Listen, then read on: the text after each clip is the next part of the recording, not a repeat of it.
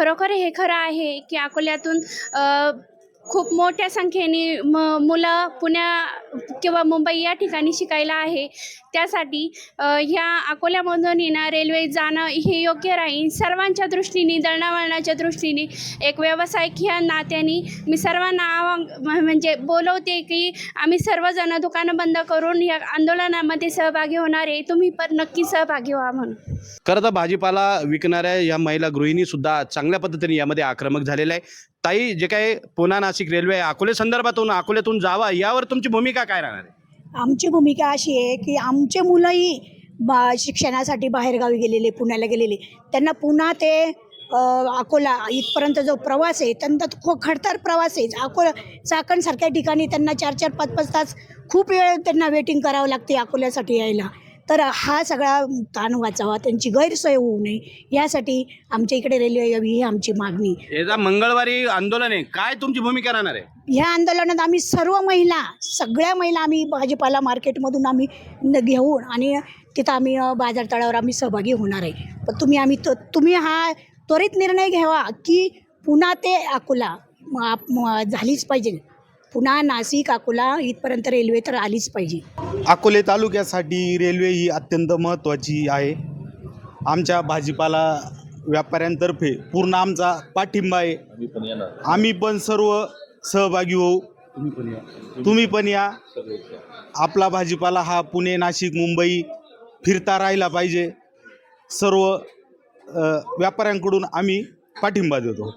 आमचं पूर्ण पाठिंबा आहे. अकोल्याच्या व्यापाऱ्याच्या सगळ्यांचा पाठिंबा राहणार आहे. आम्ही अकोलाच्या पूर्ण व्यापारी सहभागी आहोत.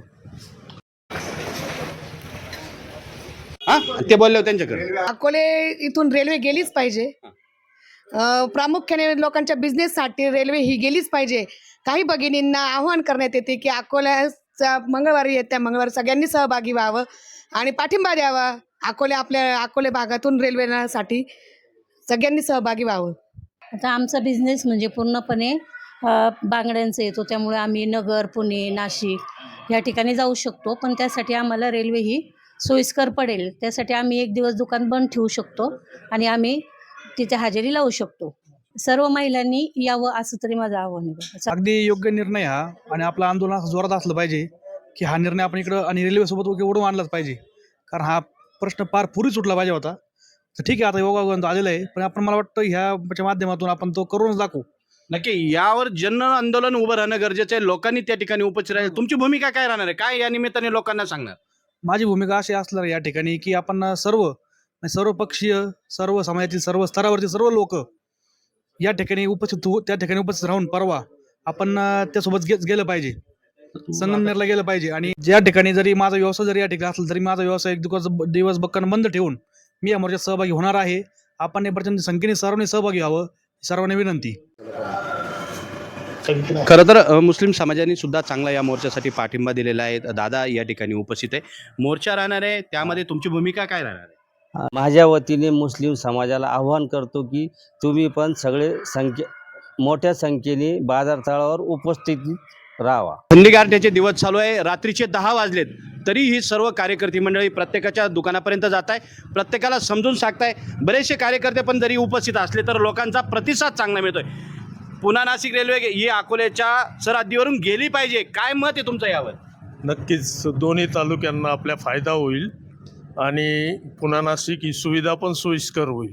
नक्की, परंतु यामध्ये आंदोलनाचा महत्त्वाचा रेटा असला पाहिजे. मंगळवारी बाजार तळावर खूप मोठं आंदोलन होणार आहे. यानंतर प्रांत कार्यालय जाणार आहे. तुम्ही सहभागी होणार की नाही होणार? हो, नक्कीच सर्वांच्या फायद्यासाठी आहे. आम्ही पण त्यामध्ये सहभागी होणार आहोत. नक्की. कोण कोण येणार तुमच्या कुटुंबात? आमच्या कुटुंबात आता मी तर इथे एकटा आहे, पण बाकीचे आमची जी 4 घरं आहेत ते पण सहभागी होतील.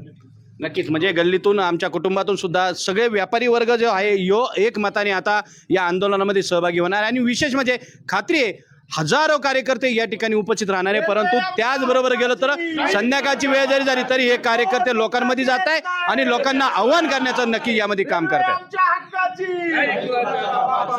कोण म्हणता देत नाही? अरे अकोले तालुक्यातून रेल्वे, अकोले तालुक्यातून रेल्वे.